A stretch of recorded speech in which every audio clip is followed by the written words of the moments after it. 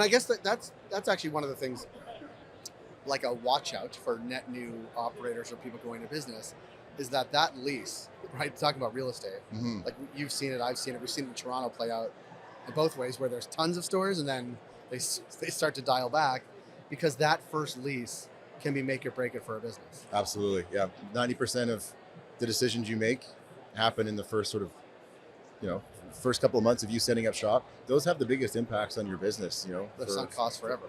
for sustainability. It's, you were to see a lot of those aggressive lease agreements where, you know, they're paying 2x, 3x, or 10x the dollars per square foot.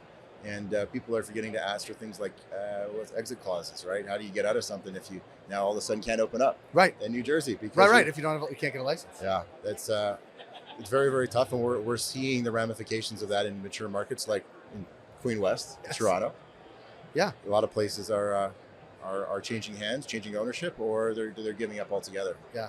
Yeah. It's hard to see. It's hard to see from just like a cityscape perspective, because while there were complaints that there were a lot of cannabis stores, I think there's more complaints that there are now empty storefronts. Right. And like it's the pendulum just swings back and forth. And I guess at some point does the pendulum stop to some steady state? And I hope so, and I think so. It takes a long time. Cannabis was driving the real estate economy in Toronto all throughout COVID. Yeah. As restaurants were shutting down, A lot of people shops were coming in. Yeah.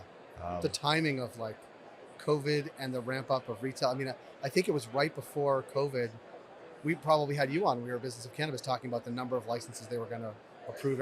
Remember, it was like 20 a month, and then it was like, oh my goodness, 20 a week, and then it was like unlimited. yeah, And that all happened within the span of like 3 months, and that was the 3 months leading into COVID. that's right. Something like that. That's right. And it's interesting. We're actually seeing a spike of people starting retail stores in Ontario now.